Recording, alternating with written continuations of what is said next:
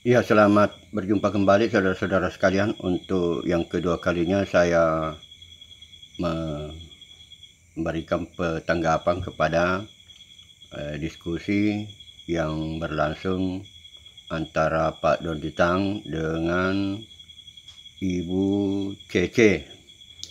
Ya, pada malam hari ini, pada kesempatan ini yang mereka bahas itu adalah masalah Nabi yang datang sesudah Yesus Kristus. Ya, untuk lebih jelasnya mari kita dengarkan apa yang mereka bicarakan dan kemudian saya tanggapi. Tadi tolong tampilin Yohanes 15 ayat 26 sampai 27. Ya, ini kan belum itu ya, belum tuntas kan di Belum, ya ini kan belum selesai nih, ya kan? Saya bacain ya kasih ya. Jikalau penghibur yang kau utus dari Bapa dan ya, dia menggunakan Yohanes 15 ayat ke-26. Mari kita lihat Yohanes 15 ayat ke-26. Ya.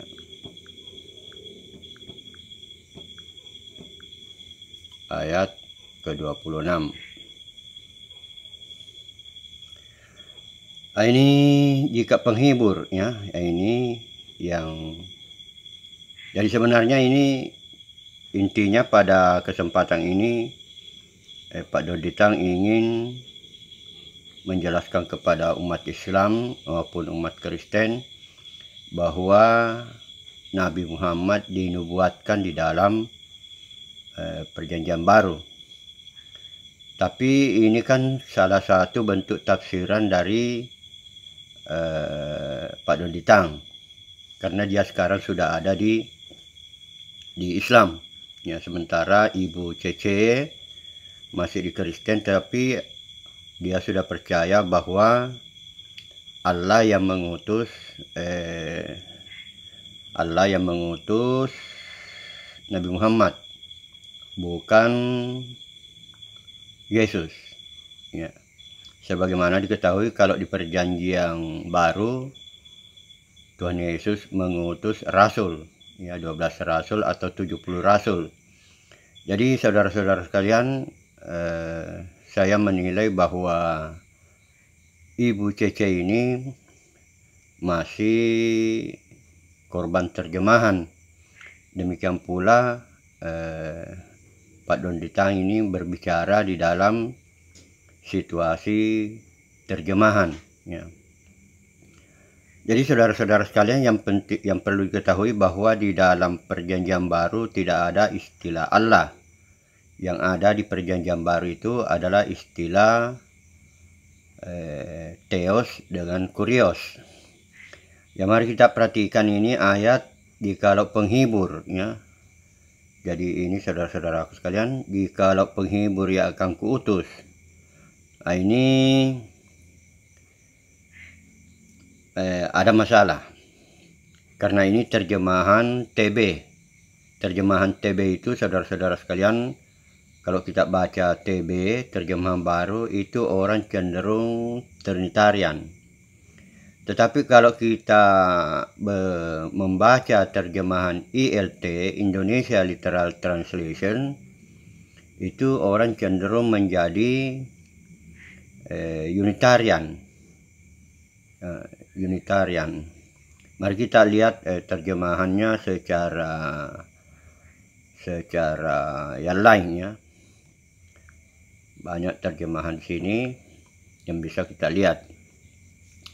Jadi ini saudara-saudara sekalian, ILT Indonesia Literal Translation ya, ini Indonesia Literal Translation artinya Perjanjian Baru itu diterjemahkan apa adanya. Ya, dan di sini saya bacakan, dan bila mana penghibur itu datang, dia yang kuutus kepadamu dari Bapa. Dia, jadi penghibur itu dia di sini yang akan kuutus, berarti Tuhan Yesus yang mengutus. Jadi antara terjemahan ILT dengan terjemahan TB itu beda. Jadi kalau di ILT, Indonesia Literal Translation, yang mengutus itu penghibur, ya roh penghibur yang diyakini sebagai Nabi Muhammad untuk menjadikan ini sebagai nubuat, ya, untuk membuktikan bahwa Nabi Muhammad ada di dalam perjanjian baru. Tetapi kalau kita baca di ILT bermasalah, ya, karena sang penghibur ini itu diutus oleh Tuhan Yesus, ya. Kuutus kepadamu dari Bapa. Memang apa yang dimaksud Tuhan Yesus di ILT ini, maksudnya itu begini, saudara. Maksudnya itu, mari saya bukakan. Ya. Mana Samsung ini, Samsung Notes. Ya.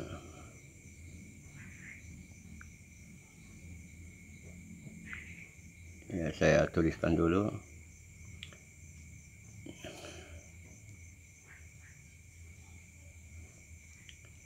Jadi kalau diperhatikan itu, yang diutus, ya, kuutus kepadamu dari Bapa, kuutus kepadamu dari Bapa. Jadi kalau ILT, Indonesia Literal Translation, ILT, Indonesia Literal Translation, kuutus kepadamu dari Bapa. Jadi Bapa itu kalau di ILT itu sumber dari segala sesuatu. Jadi roh yang maha besar, ya. Jadi di dalam roh yang maha besar ini segala sesuatu terjadi. Jadi alam semesta ada di sini, alam semesta di sini, di dalamnya alam semesta, ya, alam semesta, ya, alam semesta ada di dalam kekuasaan daripada Sang Bapa. Ya.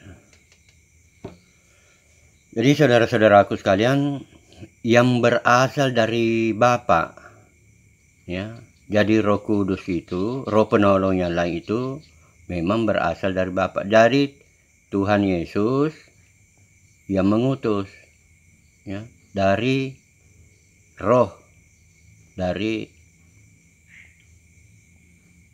atas permintaan, ya, atas permintaan Tuhan Yesus meminta kepada Bapa. Bapa memberikan, kemudian diutus oleh Tuhan Yesus. Nah, itu yang dimaksud di dalam ILT ini, ya, Indonesia Literal Translation. Jadi ini kuutus kepadamu dari Bapa. Jadi kalau kalimat ini, kalau Pak Donditan dengan pendebat-pendebat seperti Nandar itu kan sering mengatakan roh penghibur itu adalah Nabi Muhammad. Akibatnya, kalau dia mau meyakini bahwa penghibur ini dari Nabi Muhammad, ini penghibur adalah Nabi Muhammad, maka menurut ILT itu yang mengutus Nabi Muhammad itu adalah Tuhan Yesus.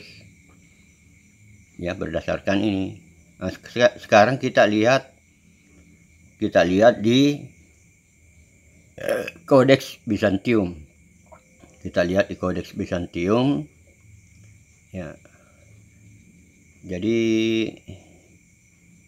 Codex Byzantium, ya. Kita lihat apa anunya, ya. Kita lihat Codex Byzantium apa terjemahannya, karena ini yang digunakan oleh Dr.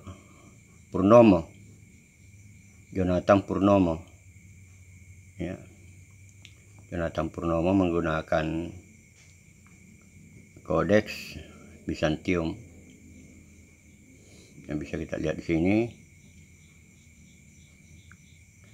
ya. Ketika pemohon datang, aku mengutus dia ke hadapan Bapa, yaitu roh kebenaran yang keluar dari Bapa. Dialah yang memberi kesaksian tentang aku. Ya. Jadi saudara-saudara sekalian, kalau kita perhatikan ini, ya, ketika pemohon datang, aku mengutus dia. Jadi kalau menurut Kodeks Bizantium, Tuhan Yesus juga yang mengutus. Aku mengutus dia ke hadapan Bapa, yaitu roh kebenaran yang keluar dari Bapa. Dialah yang akan memberikan kesaksian tentang aku. Nah, itu. Jadi yang menjadi inti daripada ayat ini yang didiskusikan oleh saudari Cece, itu sebenarnya adalah tergantung bagaimana orang itu menafsir, ya. Jadi ayat ini, jikalau penghibur yang kuutus dari Bapa, ya, jika penghibur yang akan kuutus dari Bapa, ya, ini bisa diterjemahkan ditafsir oleh Cece bahwa Bapa yang mengutus. Nah, ini. Tapi bisa juga pengertiannya di sini Tuhan Yesus yang mengutus. Dari mana kita bisa ketahui? Apa dalilnya yang bisa digunakan untuk mengetahui bahwa Tuhan Yesus yang mengutus? Nah, mari kita lihat di Yohanes 9, Yohanes 5, 19, ya.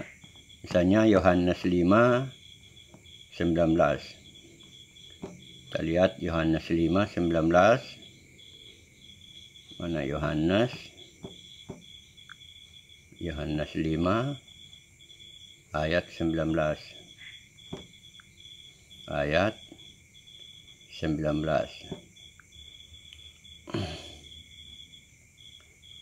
Aku berkata kepadamu, sungguhnya anak tidak dapat mengerjakan sesuatu dari dirinya, jikalau tidak ia melihat Bapa yang mengerjakannya. Sebab apa yang dikerjakan Bapa itu juga yang dikerjakan oleh sang anak. Maksud daripada ayat ini, pekerjaan-pekerjaan sang Bapa, sang anaklah yang melaksanakan. Kemudian kita lihat di Yohanes 14, 26. Yohanes 14, 26, kita lihat. Ya, Yohanes 14, 26. Ya, Yohanes 14, 26. Ya. Tetapi penghibur, yaitu Roh Kudus yang akan diutus oleh Bapa dalam namaku. Ini dalil itu mendukung, ya, mendukung pemahamannya Cece, ya. Yohanes 14, 26. Yohanes 14, 26 tadi.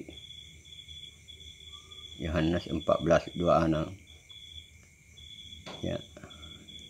Kita pindah ke, ya, Yohanes 14, 26.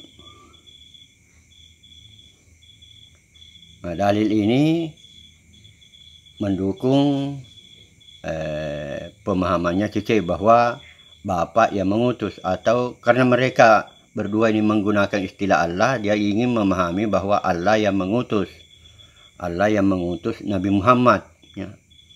Tapi kalau kita lihat nanti ayat-ayat berikutnya akan terlihat tafsiran yang berbeda. Jadi kita lihat di LT-nya apa, ya, yang akan Bapa utus dalam namaku. Ya, hampir sama kalau ILT dengan TB, ya, tetap Allah Bapa yang mengutus atau Allah yang mengutus. Karena saya lihat kedua beliau ini menggunakan istilah Allah untuk Bapaknya Tuhan Yesus. Sekarang kita lihat di Matius 28, ya, kita lihat di Matius 28. Apakah betul itu? Ya, Matius 28. Ya, Matius 28, 18. 28, 18. Nah, ini. Kepadaku telah diberikan segala kuasa, ya. 28, Matius, lompat ini. Matius 28, 18. Kenapa melompat tadi ini? Ya, jadi saudara-saudaraku sekalian, perhatikan ini. kepada aku telah diberikan segala kuasa di sorga dan di bumi. Termasuk kalau ini ayat yang bisa mengcounter ya apa yang dikatakan oleh Cece atau Ibu Cornelia ini, bahwa Bapa yang mengutus atau Allah yang mengutus Nabi Muhammad. Tapi kalau kita perhatikan ayat ini, Matius 28 dan 18, itu Tuhan Yesus yang mengutus Nabi Muhammad. Dengan catatan kalau mau meyakini bahwa roh penolong yang penghibur itu adalah Nabi Muhammad. Ini ada masalah. Jadi ada masalah kalau roh penghibur itu ditujukan kepada Nabi Muhammad, maka Nabi Muhammad itu menurut Matius 28 ayat 18, Nabi Muhammad itu utusan dari Tuhan Yesus. Karena segala ya kepada aku telah diberikan segala kuasa di surga dan di bumi. Ya. Di surga beliau bisa mengutus malaikat, bisa mengutus nabi, bisa mengutus rasul. Jadi ada masalah saudaranya. Jadi dari pemahaman, maksud saya di sini pemahamannya ini si Don Ditang itu bermasalah juga. Bermasalah. Akhirnya dia akan mengatakan, dia blunder ya, dia akan secara tidak sadar dia mengatakan Nabi Muhammad itu utusan dari Tuhan Yesus. Itu sama dengan misalnya Ustaz Abdul Somad yang mengatakan Nabi Muhammad meninggal karena diracun. Itu secara tidak sadar Ustaz Abdul Somad itu mengakui bahwa Nabi Muhammad itu nabi palsu. Itu konsekuensi, itu bahayanya kalau kita sembarang ngomong.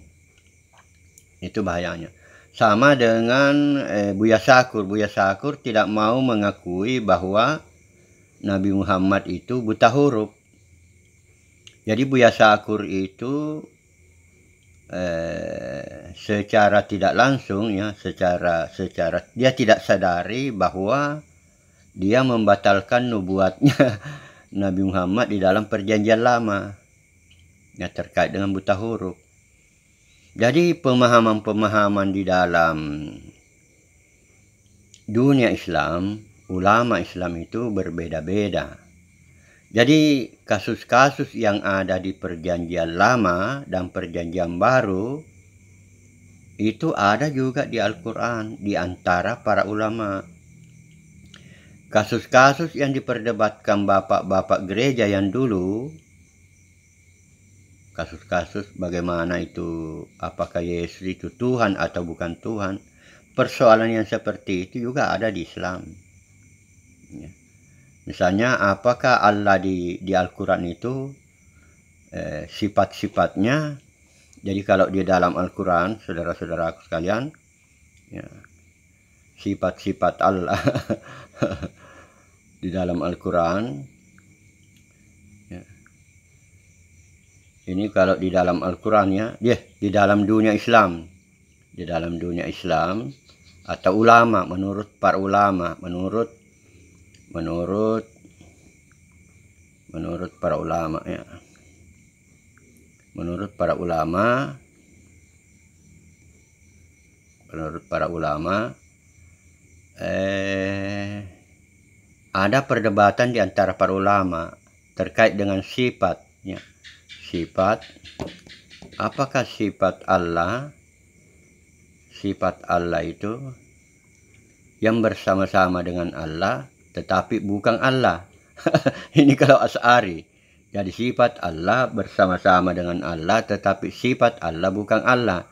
Ini Asy'ari ya, Asy'ari. Tetapi dilawan oleh Mu'tazilah ya, Mu'tazilah mengatakan sifat Allah itu diciptakan. Jadi tidak, yang ada hanya Allah, tidak ada sifat-sifat, tidak ada sifat-sifat. Karena Mu'tazilah ingin sampai kepada tauhid. Jadi pada awalnya kalau menurut Mu'tazilah itu Allah tidak bersifat, tidak ada sifat, tidak ada sifat. Sifat dikesampingkan. Tapi kalau menurut Asy'ari Allah bersifat, termasuk sifat 20. Yang sebelumnya, ulama sebelumnya itu sifat 7 saja berkembang menjadi 20. Ini Imam Maturidi kalau ini. Kalau yang sifat 7. Ya. Kalau sifat 7 ini Imam Maturidi, kemudian dikembangkan oleh Asy'ari menjadi sifat 20. Jadi persoalan-persoalan di umat Kristen sebenarnya ada di umat Islam.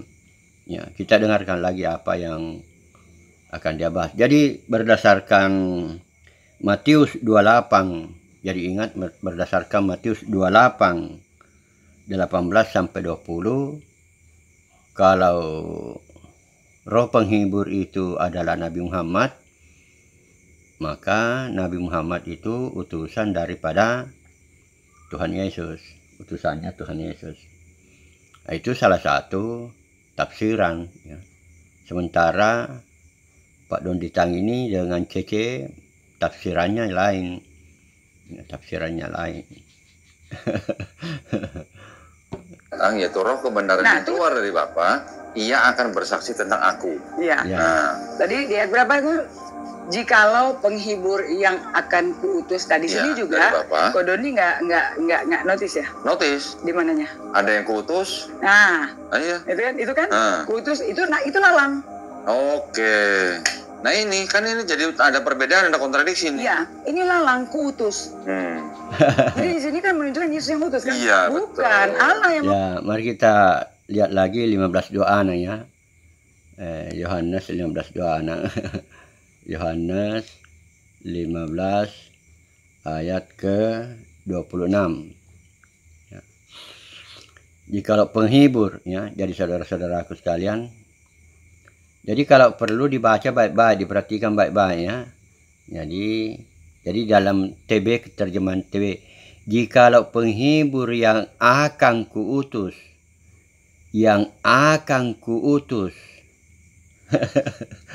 Jadi Tuhan Yesus, ini kan omongannya Tuhan Yesus. Yang akan kuutus dari Bapa.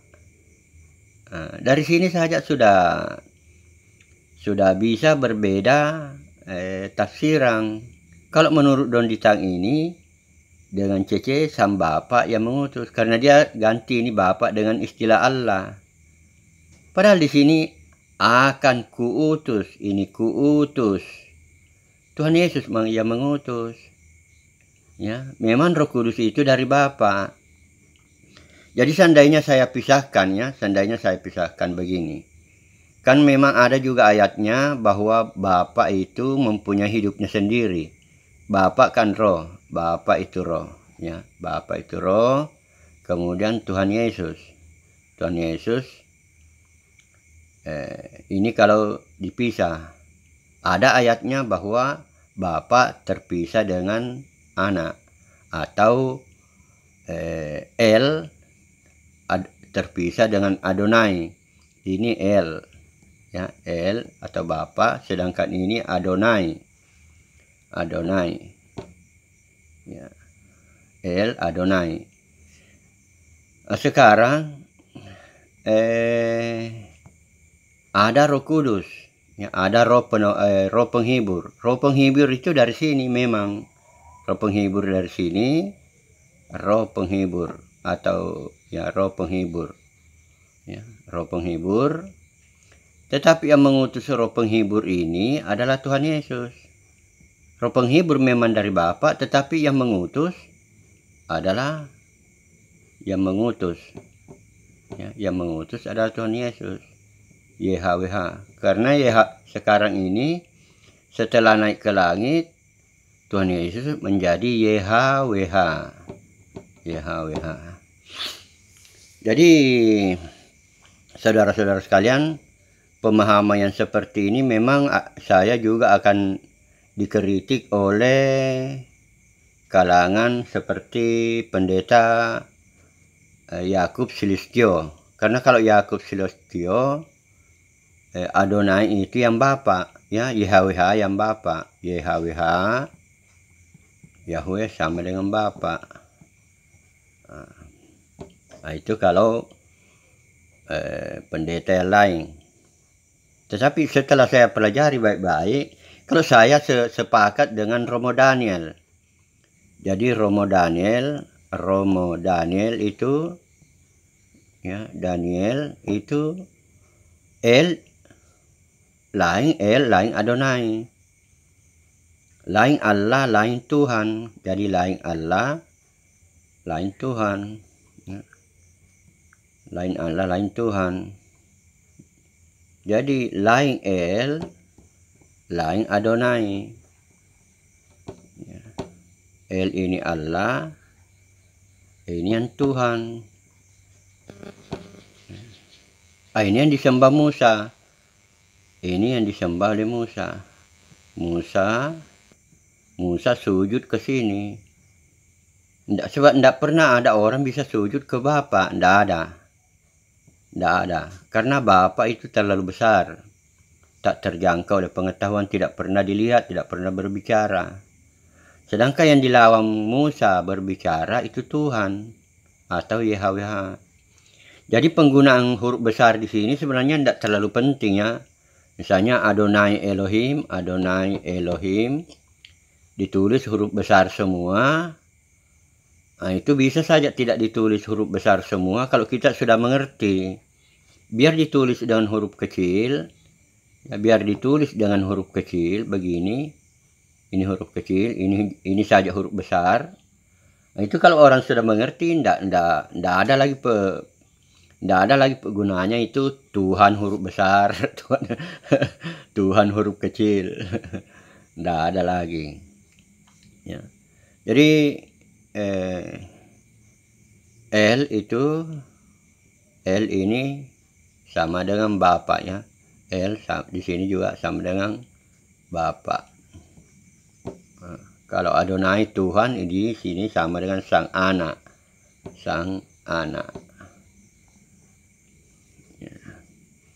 Jadi saya rasa itu saudara-saudaraku sekalian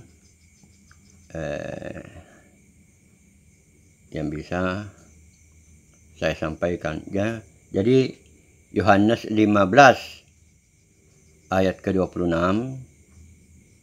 ada beberapa tafsirannya.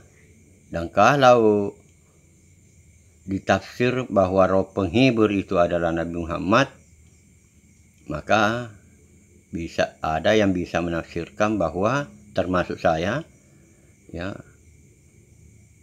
bahwa Nabi Muhammad itu utusan Tuhan Yesus berdasarkan Matius 28, ya, berdasarkan Matius 28:18, ya, berdasarkan Matius 28:18, Matius 28, ya, 18. Ya. Kepadaku telah diberikan segala kuasa di surga dan di bumi. Jadi kuasa mengampuni dosa, kuasa menghidupkan orang mati. Ini juga dia kan pernah juga menjelaskan ini. CC ini mengatakan Yesus dibangkitkan oleh Allah. Nah, itu kontradiksi. Ya. Kalau Yesus dibangkitkan oleh Allah, tidak logis karena Yesus mampu membangkitkan orang mati. Jadi Yesus mampu membangkitkan orang mati, mampu membangkitkan orang mati. Jadi dia membangkitkan. Jadi pada waktu dia meninggal, dia bangkit sendiri. Orang lain kan dia bangkit sendiri. Jadi bangkit sendiri. Berdasarkan orang lain saja mampu dibangkitkan, apalagi dirinya. Nah, itu kalau kita menggunakan logika, orang lain saja mampu dia bangkitkan, orang lain mati mampu dibangkitkan, apalagi dirinya lebih mampu lagi. Ya. Jadi memang di dalam terjemahan itu ada ditulis dibangkitkan. Tetapi kalau kita baca Kodeks Bizantium itu bangkit sendiri. Kalau Kodeks Bizantium bangkit sendiri. Kemudian ILT Indonesia Literal Translation juga bangkit sendiri. Mari kita dengarkan lagi apa yang mereka bicarakan. Padahal tadi di Yohanes 14-nya aku akan minta kepada Bapa. Masa itu aja nggak mudeng gitu ya. Sebenarnya. Jadi, nah ini juga bisa dianggap Yesus yang punya kuasa yang mengutus. Itu yang saya bilang. Satu kata tapi ini meaningful. Ya, yang bisa merusak gitu kan ya. Betul. Sudah dari ayat yang ada pembuktian saja, mereka sudah bisa pelintirin gitu. Ya, bukan dipelintirin. Jadi dia menuduh bahwa ayat dipelintirin. Bukan dipelintirin, tetapi persoalannya adalah itu mirip dengan disalib, ya. Mirip dengan salib, disalib. Mirip dengan salib. Salib. Yang mau percaya. Jadi Injil, ada Injil Yesus disalib. Yesus disalib. Tapi ada juga Injil Yesus tidak disalib. Injil Yesus tidak disalib. Tidak disalib. Tidak disalib. Ya, tidak ada penyaliban. Jadi pilih saja mau percaya mana. Mau percaya Injil Yesus tidak disalib. Ada juga Injil Yesus disalib. Itu sama kasusnya. Apakah Yesus bangkit sendiri, ada dalilnya. Yesus dibangkitkan juga ada dalilnya. Jadi Tuhan itu sudah adil. Nah, ini konsekuensinya begini. Kalau kamu percaya Yesus disalib, kamu ditebus. Ada penebusan. Ada penebusan. Ada penebusan. Kalau ini tidak ada penebusan. Tidak ada tebus. Ya, tidak ada tebus kalau Injil Yesus tidak disalib. Itu konsekuensinya. Ya. Jadi silakan dipilih yang mana yang Anda yakini. Ya, yang mana yang Anda yakini. Mari kita Tadi masih di satu surat loh. Masih satu gospel ini. Oke, saudara-saudara lihat ya. Ini masih satu surat, masih di satu lembar. Nggak apa-apa gini, Kak Sisi. Ini walaupun ada kata begini, berarti kan kita sudah bisa notice bahwa ada kontradiksi. Iya, betul. Ini yang dikatakan lalang, oke? Aku mengutus, bukan Yesus mengutus ya. Kontradiksi kalau di Al-Quran bukan lagi kontradiksi, dirubah. Jadi saya perlihatkan kalau di Al-Quran. Jadi kedua orang ini mengatakan di Alkitab ada kontradiksi. Ya. Sekarang saya tunjukkan bahwa di Al-Quran jangankan kontradiksi, di Al-Quran dirubah. Ya, misalnya saya perlihatkan di Al-Quran yang mana yang dirubah. Ya. Coba di Quran surat 2. Nah ini. Sudah sering saya perlihatkan saudaraku sekalian ini. Coba lihat ini. Zalika. Artinya itu. Dirubah menjadi ini. Coba. Dan tidak ada Al-Quran di sini. Tidak ada di atas sini. Di atas sini tidak ada Al-Quran. Hanya dikatakan kitab. Itu kitab. Itu kitab. Tidak ada keraguan di dalamnya. Damirnya di sini. Ini damir. Namanya kata ganti. Ini merujuk kepada Taurat, Injil, dan Zabur. Ya. Hudan petunjuk bagi orang yang beriman, yang bertakwa. Dari mana kita tahu bahwa damir ini, kata ganti di sini, kata ha ini, pihi, kata ganti namanya. Ya. Nah, itu nanti pada ayat-ayat berikutnya. Jadi di sini ulama di Indonesia itu dirubah. Zalika artinya itu dirubah menjadi ini. Dan ini tambahan, ayat tambahan ini Al-Quran. Jadi masalah terjemahan di Al-Quran di Indonesia bermasalah. Nah, jadi saudara-saudaraku sekalian, di sini nanti bisa kita lihat bahwa damirnya di sini, kata gantinya di sini menunjuk kepada Taurat, Injil dan Zabur. Itu nanti kita ketemunya di sini. Ini wallasina bima unsila wa ma unzila min qablika. Ya. Ini wa ma unsila min qablika. Apa yang diturunkan sebelum Al-Quran itu, ya, apa wallasina yu'minuna, dan diturunkan kepadamu, dan apa yang diturunkan dari sebelum kamu. Sebelum Nabi Muhammad itu diturunkan Injil, Zabur, dan Taurat.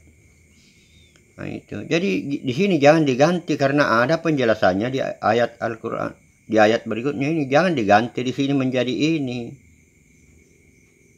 Jadi kasus-kasus di tuduhannya Don Ditang ini bahwa kontradiksi, kalau di Al-Quran bukan lagi kontradiksi, malah melebihi dari kontradiksi, merubah-rubah Al-Quran.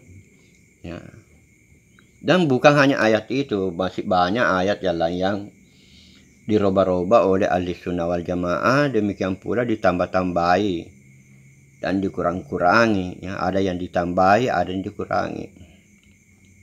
Allah yang mengutus. Oke, ya, yang ketujuhnya, tapi kamu juga harus bersaksi karena kamu dari semula bersama-sama dengan aku. Nah, itu yang aku alami. Ya, yang saya alami. Yang saya alami waktu Yesus berkata-kata, waktu kita ada pertemuan secara fisik. Ya, dia mengaku bahwa dia mengalami Tuhan, ya. Ya, sekian saudara-saudaraku sekalian, mudah-mudahan apa yang saya sampaikan pada malam hari ini bermanfaat bagi umat Islam, bermanfaat juga bagi umat Kristen. Mungkin ada sesuatu yang lain ingin saya sampaikan berdasarkan ayat di dalam Al-Quran. Ya, seperti kemarin persoalan tentang Allah di dalam Al-Quran itu siapa, ya? Allah di dalam Al-Quran. Ya. Jadi Allah menjaga firman-Nya. Kemudian ada sesuatu yang saya lupa sampaikan kemarin tentang Allah. Ya. Pada mulanya Allah ini yang ingin saya jelaskan kemarin, ya. Kemarin video sebelumnya, di video sebelumnya itu saya ingin menjelaskan bahwa Allah mencipta bersemayam di atas air. Ini ayatnya, ya. Jadi dalil yang kemarin yang saya tidak bisa temukan sekarang saya perlihatkan kepada Anda. Ya, ini dalilnya. Ini dalilnya, ya.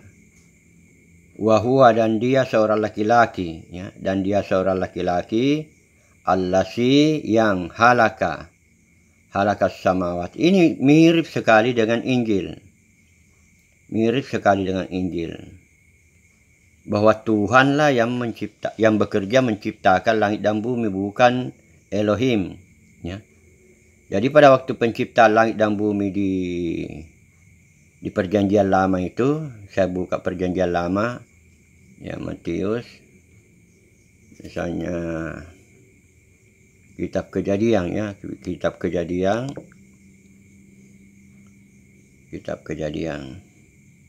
Mana pilih? Kitab Kejadian pasal 1 ayat 1. Pada mulanya Allah menciptakan langit dan bumi belum terbentuk, ya. Jadi pada mulanya Allah menciptakan langit dan bumi, ya. Ini pada mulanya Allah menciptakan, tapi bukan nama Allah yang digunakan, tetapi Elohim, ya. Jadi pada awalnya Elohim, Elohim menciptakan langit dan bumi. Ya. Sedangkan di penjelasan selanjutnya tentang penciptaan ini, itu nanti muncul Tuhan, ya. Nanti muncul istilah Tuhan. Setelah kita pelajari kitab Kejadian ini, baru muncul pemahaman bahwa yang bekerja itu Tuhan, bukan El, bukan Bapa. Dan di Perjanjian Baru dikatakan pekerjaan-pekerjaan sang Bapa, sang Anak lah yang melaksanakan. Ya. Termasuk tadi mengutus nabi, ya, mengutus nabi. Jadi ini perhatikan baik-baik. Wahwal lasi, dan dia seorang laki-laki, lasi yang halaka menciptakan samawati, langit dan bumi dalam sittah 6 hari. Wakana, dan adalah aras, tempat duduk, singgasana. Tempat duduk aras itu artinya singgasana. Singgasananya berbentuk panjang kayak balai-balai. Kalau penjelasan dari ulama. Di atas air ini. Alal ma'i, atas air. Jadi roh Allah melayang-layang di atas air. Jadi ini air. Jadi perhatikan di sini ada air juga, ya, sama-sama ada air. Mana? Ya, ini ada air. Bumi dan tidak kegelapan menutupi dan bergetar melingkupi di atas permukaan air. Ini air, ya. Ini air. Jadi kalau kita baca ya ini ILT, bumi dalam keadaan tidak berbentuk dan kosong dan kegelapan menutupi samudera raya, dan roh Elohim bergetar. Digunakan istilah bergetar, aktif atau melayang-layang, melingkupi di atas permukaan air. Jadi roh Allah ada di atas air. Roh Elohim, ini roh Elohim. Jadi roh Elohim ini diterjemahkan menjadi Allah. Roh Elohim diterjemahkan menjadi Allah di sini. Jadi aras. Wakana aras, dan adalah arasnya di atas air. Singgasana ini duduk. Jadi kalau di dalam Alkitab, ya. Jadi kalau di dalam Alkitab, mari saya perlihatkan dulu gambarnya, ya. Jadi kalau di dalam Alkitab itu ini air, ya, air. Tapi air itu H2O, bukan air Ha2O, air murni. Ini Tuhan di sini, Tuhan huruf besar, Tuhan YHWH, ya, Tuhan YHWH yang sudah berbentuk manusia, YHWH.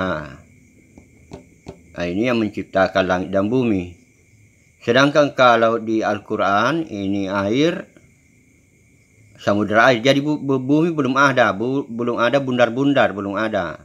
Yang ada hanya samudera air atau uap air. Di sini ada ranjang, di sini ada ranjang. Ada yang berbentuk ranjang, aras, kursinya Allah.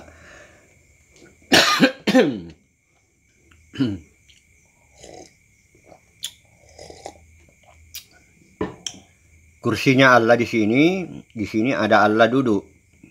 Ya, Allah duduk di kursinya. Nah, kalau di Hindu air juga Hindu, ini di Hindu. Itu teratai, bunga teratai. Ya, teratai, bagaimana menggambar teratai? Bunga teratai, ya. Bunga teratai. Bunga teratai. Di sini Tuhan bersemayam. Ya, Tuhan bersemayam di atas teratai. Ya. Tuhan bersemayam di atas teratai.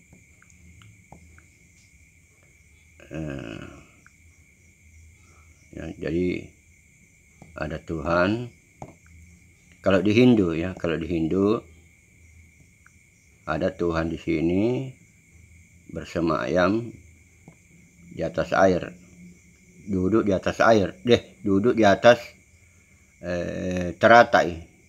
Teratainya ada di atas air. Jadi hampir sama bunyi kitab suci. Masalah ada air.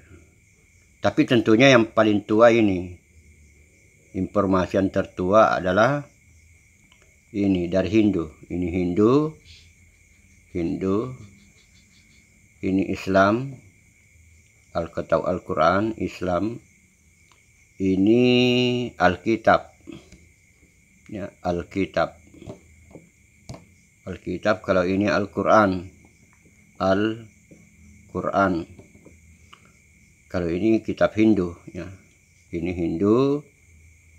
Jadi Tuhan bersemayam di atas bunga teratai. Kalau Al-Quran itu bersemayam di atas aras, kursi, di atas kursi. Kemudian kalau IHWH aktif di atas air, Alkitab. Ya, sekian saudara-saudaraku sekalian. Mudah-mudahan apa yang saya sampaikan pada malam hari, pada kesempatan ini bermanfaat untuk orang Islam, bermanfaat juga buat umat Kristen dan umat Hindu, supaya terjadi apa yang tertulis dalam Al-Quran, fastabiqul khairat, berlomba-lombalah kalian dalam kebaikan. Itu anjuran daripada Al-Quran, fastabiqul khairat, berlomba-lombalah kalian dalam kebaikan. Sekian, mudah-mudahan bermanfaat. Amin.